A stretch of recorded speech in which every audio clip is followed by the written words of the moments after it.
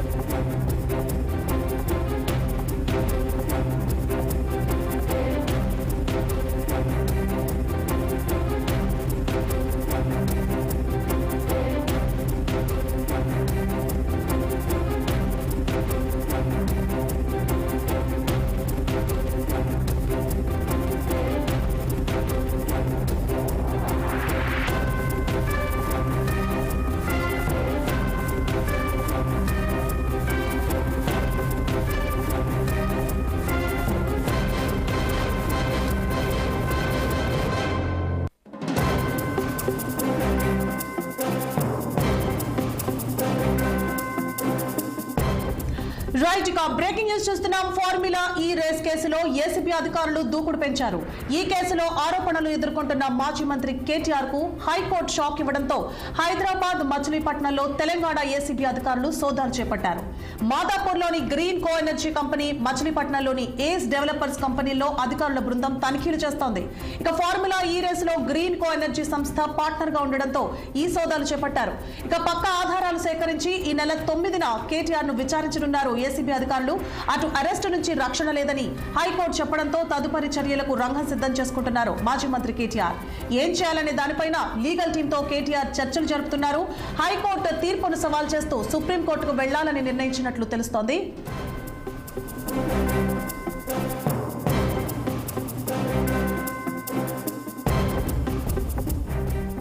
Right ఇక దీనిపై మరి కాసేపట్లో నిర్ణయం తీసుకునే అవకాశాలు కూడా ఉన్నాయి. ఇక ఇదే అంశానికి సంబంధించి క్వాష్ పిటిషన్ అంటే కేటీఆర్ క్వాష్ పిటిషన్ కొట్టేయడంతో ఏసీబీ అధికారులు సోదాలు చేస్తున్నారు. ఇక ఇదే అంశానికి సంబంధించి మరిన్ని అప్డేట్స్ అందించడానికి మా ప్రతినిధి రామ్ లైవ్ లో సిద్ధంగా ఉన్నారు.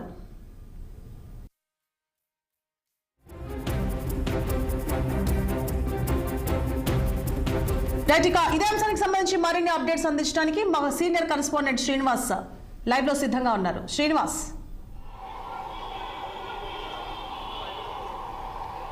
చెప్పండి.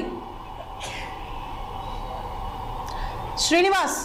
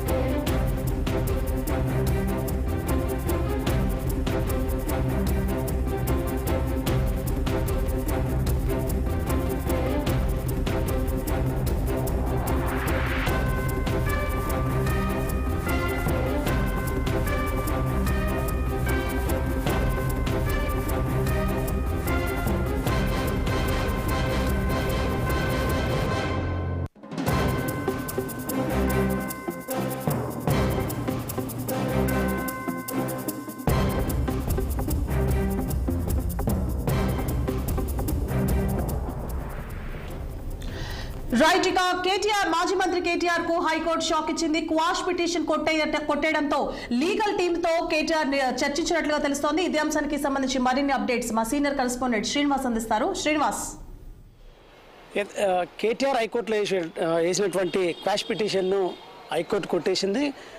దీనికి సంబంధించి ఏదే ఫార్ములా ఈ కేసు అంటే ఈ కార్ రేస్కి సంబంధించి అంశంలో కూడా ఏసీబీ కేటీఆర్ పై కూడా తెలంగాణ ఏసీబీ కేటీఆర్ పై కేసు నమోదు చేసింది. ఈ నేపథ్యంలో కూడా దీనికి సంబంధించి ఆ ఏసీబీ కేసును సవాల్ చేస్తూ కేటీఆర్ హైకోర్టుకు వెళ్ళారు. అయితే ఈరోజు హైకోర్టు క్వాష్ పిటిషన్కి సంబంధించి ఈరోజు వాయిదా వేసింది. ఈరోజు విచారణ చేపట్టిన హైకోర్టు దానికి సంబంధించి మేము జోక్యం ఏసీబీకి సంబంధించిన కేసు విషయంలో జోక్యం చేసుకోవాలంటూ కూడా కేటీఆర్ వేసినటువంటి తరపు లాయర్ వేసినటువంటి పిటిషన్ని హైకోర్టు కొట్టేసింది. అయితే ఈ ప్రభుత్వ వాదాలతో కూడా ఇటు హైకోర్టు న్యాయస్థానం ఏకీభవించిందని చెప్పొచ్చు. అయితే ఏసీబీ విచారణలో జోక్యం చేసుకోవాలని కూడా స్పష్టం చేసిన పరిస్థితి.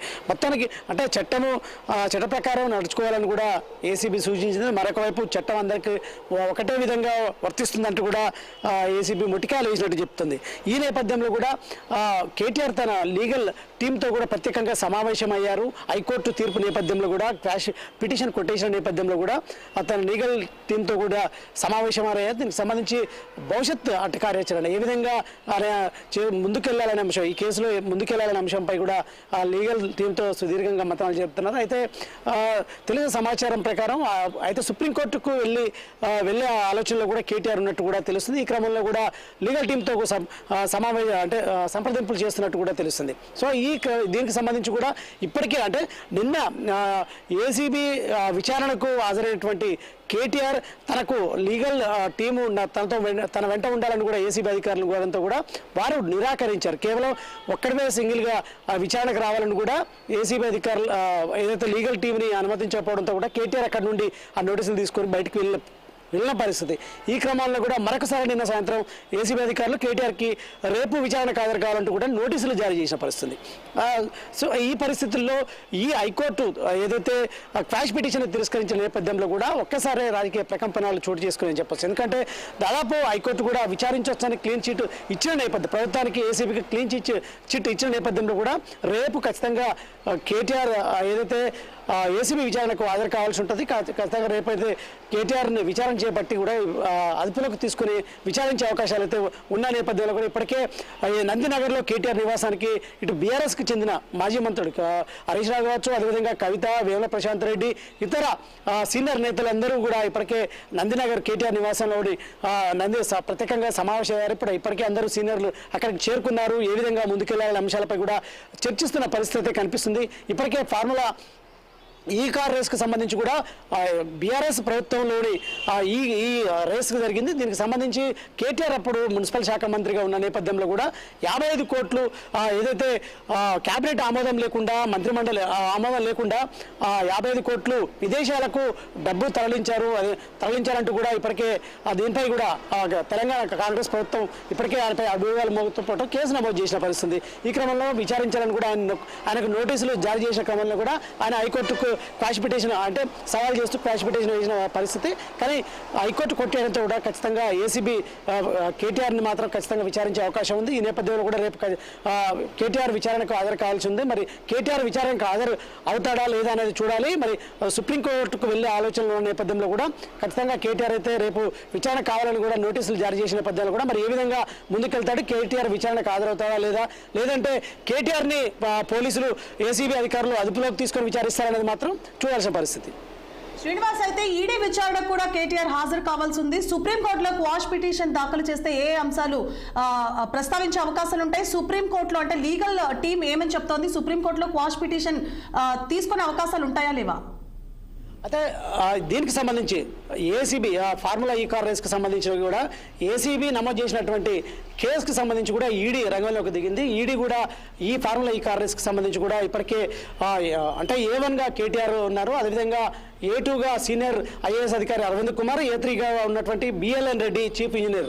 అయితే వీరి ముగ్గురుపై A1, A2, A3గా ఏసీబీ కేసు నమోదు చేసిన నేపథ్యంలో కూడా ఈయన అంటే 2-3 తారీఖులో అరవింద్ కుమార్తో పాటు అదేవిధంగా BLN రెడ్డిని హాజరు కావాలని కోరినా కూడా వారు గడువు కావాలని కోరిన పరిస్థితి. ఈ క్రమంలో కూడా కేటీఆర్ కూడా హాజరు కావాల్సి ఉంది. అయితే క్వాష్ పిటిషన్ హైకోర్టులో ఈ కేసుకు సంబంధించి క్వాష్ పిటిషన్ విచారణ ఉన్న నేపథ్యంలో కూడా హాజరు కాలేదు ఈ రోజు అంటూ కూడా నిన్న సాయంత్రం ఈడీ అధికారులకు కూడా మెయిల్ ద్వారా సమాచారం అందించిన నేపథ్యంలో కూడా ఈరోజు హైకోర్టు క్వాష్ పిటిషన్ కొట్టేసిన నేపథ్యంలో కూడా దీనికి సంబంధించి కేటీఆర్ విచారణకు హాజరు కావాల్సి ఉంటుంది. ఎందుకంటే ఆయన క్వాష్ పిటిషన్ని బేస్ చేసుకొని కూడా మెయిల్ పంపించిన నేపథ్యంలో కూడా హైకోర్టు క్వాష్ పిటిషన్ కొట్టేసింది. ఈ క్రమంలో కూడా ఈడీ విచారణకు కూడా హాజరు కావాల్సి ఉంటుంది. అదేవిధంగా ఇటు A2, A3గా ఉన్నటువంటి వారు కూడా ఈడీ విచారణకు హాజరు కావాలి. ఇటు ఏసీబీ విచారణ, మరొక వైపు ఈడీ విచారణ. ఈ నేపథ్యంలో కూడా సుప్రీంకోర్టుకు వెళ్ళి సుప్రీంకోర్టులో కూడా క్వాష్ అంటే ఇటు హైకోర్టు క్వాష్ను కూడా సవాల్ చేస్తూ సుప్రీంకోర్టులో కూడా క్వాష్ వేసే అవకాశం ఉంది కేటీఆర్. కాబట్టి సుప్రీంకోర్టు క్వాష్ వేస్తాం. మరి సుప్రీంకోర్టు ఏ విధంగా, ఎందుకంటే దాదాపుగా హైకోర్టు తీర్పుని సుప్రీంకోర్టు ఎప్పుడు రిజెక్ట్ చేయదు. కాబట్టి హైకోర్టు తీర్పుని కూడా సుప్రీంకోర్టు సమర్థించే అవకాశాలు ఉన్నాయి. కాబట్టి దాదాపుగా కేటీఆర్ ఒకవేళ క్వాష్ పిటిషన్ సుప్రీంకోర్టులో వేసినా కూడా లీగల్ పరంగా ఏ విధంగా ఉంటుంది, ఆ కేసులు ఏ విధంగా అంటే నమోదైన సెక్షన్ల మీద డిపెండ్ అయి ఉంటుంది. కాబట్టి ఆయన మీద ఇప్పటికే 3 సెక్షన్ల మీద కేసు నమోదైన నేపథ్యంలో కూడా సుప్రీంకోర్టు మరి హైకోర్టు ఈ విషయాన్ని పరిగణలోకి తీసుకుంటుందా, హైకోర్టుని సమర్థిస్తుందా, లేకపోతే ఏ విధంగా కేసీఆర్ పిటిషన్ని ఒకవేళ వీరికి సుప్రీంకోర్టుకు వెళ్ళి ఆలోచనలు ఉండి ఒకవేళ క్వాష్ వేస్తే మాత్రం మరి ఏ విధంగా స్పందిస్తుంది అనేది మాత్రం చూడాల్సిన పరిస్థితి ఉంది. మొత్తానికి ఇది తెలంగాణలో మాత్రం ఒక్కసారి రాజకీయ ప్రకంపనలు అని చెప్పొచ్చు. ఎందుకంటే దాదాపు కేటీఆర్ ఈ కేసు ఏదైతే ఇప్పటికే లొట్టపీస్ అంటూ కూడా సంబోధించింది. దీంట్లో పసలేదు కేసులో, ఇది ఖచ్చితంగా నేను ఎలాంటి తప్పు చేయలేదు, తనకు ఏం సంబంధం లేదు, అదే అధికారులకు సంబంధం, నాకేం సంబంధం అంటూ కూడా ఆయన కేటీఆర్ అంటే సున్నితంగా తీసుకున్న నేపథ్యంలో కూడా ఒకేసారి హైకోర్టు కూడా క్వాష్ పిటిషన్ తిరస్కరించింది. దీనికి సంబంధించి ఏసీబీ కేసు సమర్థించిన నేపథ్యంలో కూడా ఇది ఒక్కసారి ఇటు బీఆర్ఎస్ శ్రేణులకు మాత్రం షాక్ అని చెప్పొచ్చు, బీఆర్ఎస్ పార్టీకి కూడా. ఎందుకంటే వర్కింగ్ ప్రెసిడెంట్గా కేటీఆర్ ఉన్నారు. అదేవిధంగా ఇప్పుడు బీఆర్ఎస్ నేతలు కూడా ఇప్పటికే ఈ కేసుని ఏదైతే కాంగ్రెస్ కక్షపూరితంగా ఈ కేసుని కక్షపూరితంగా వ్యవహరిస్తుంది, కావాలనే కేటీఆర్ మీద కేసు పెట్టి ఇబ్బందులకు గురి చేయాలని కూడా చూస్తుందంటూ కూడా ఇప్పటికే చెప్తున్న నేపథ్యంలో కూడా ఈ హైకోర్టు క్వాష్ పిటిషన్ తిరస్కరించడాన్ని మాత్రం ఇప్పుడు కాంగ్రెస్కి సంబంధించి ప్రభుత్వానికి ఊరటం లభించవచ్చు. అదేవిధంగా ఇటు బీఆర్ఎస్కు షాక్, కేటీఆర్కి షాక్ అని చెప్పొచ్చు. Right, thank you for the update Srinivas.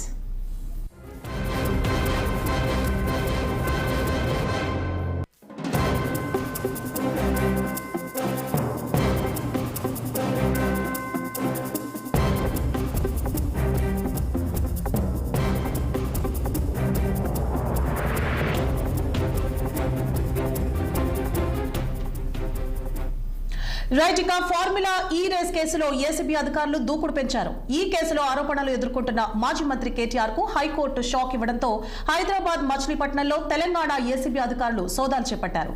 మాదాపూర్లోని green co energy company, మచిలీపట్నంలోని ace developers కంపెనీలో అధికారుల బృందం తనిఖీలు చేస్తోంది.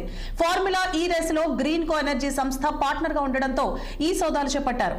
పక్కా ఆధారాలు సేకరించి ఈ నెల 9న కేటీఆర్ ను విచారించనున్నారు ఏసీబీ అధికారులు. అటు అరెస్టు నుంచి రక్షణ లేదని హైకోర్టు చెప్పడంతో తదుపరి చర్యలకు రంగం సిద్ధం చేసుకుంటున్నారు మాజీ మంత్రి కేటీఆర్. ఏం చేయాలనే దానిపై లీగల్ టీంతో కేటీఆర్ చర్చలు జరుపుతున్నారు. ఇక హైకోర్టు తీర్పును సవాల్ చేస్తూ సుప్రీంకోర్టుకు వెళ్లాలని నిర్ణయించినట్లు తెలుస్తోంది. దీనిపై మరి కాసేపట్లో నిర్ణయం తీసుకునే అవకాశాలు కూడా ఉన్నాయి. ఇక ఇదే అంశానికి సంబంధించి మరిన్ని అప్డేట్స్ ని మా ఇన్పుట్ ఎడిటర్ రాజేష్ లైవ్ లో అందిస్తారు. రాజేష్.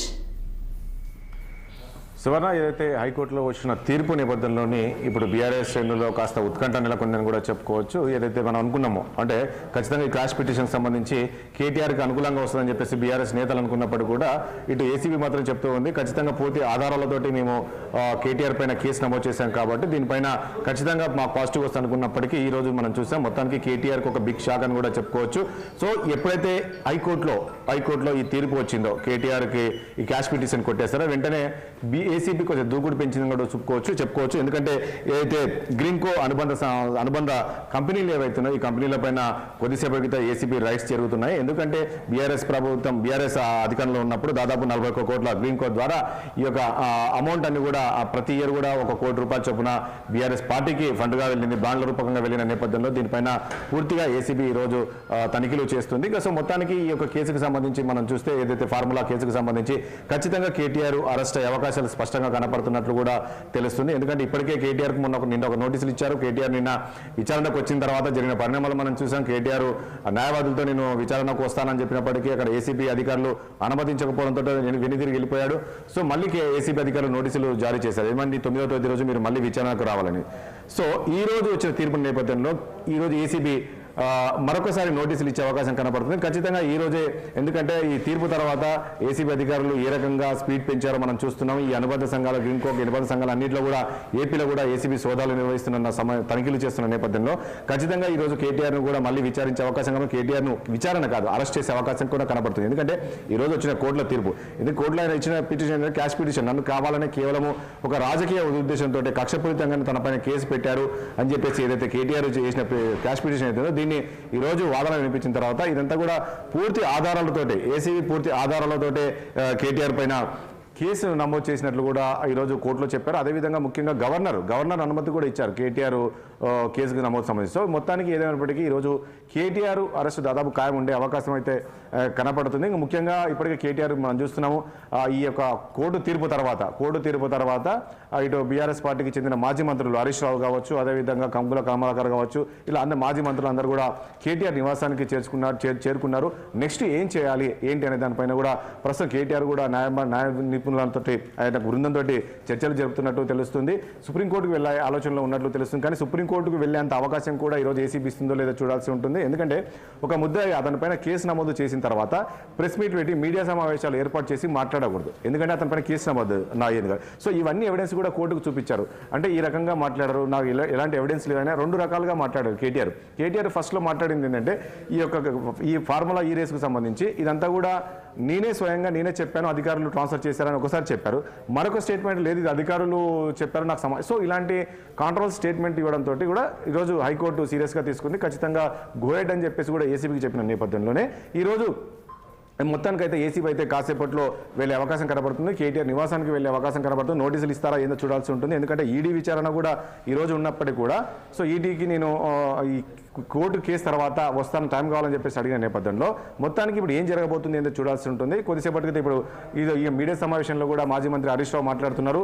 దీనికి మరి ఎలా ముందుకు వెళ్ళబోతున్నారు ఏంటనేది కూడా ప్రస్తుతం హరీష్ రావు కూడా మీడియా సమావేశం ఏర్పాటు చేసినట్టు తెలుస్తుంది. మరి ఏ అంశం చెప్తారు ఏంటి, ఎలా స్టాండ్ తీసుకోబోతుంది ఏంటి అనేది చూడాల్సి ఉంటుంది. స్వర్ణ. Right. Thank you for the updates, Rajesh.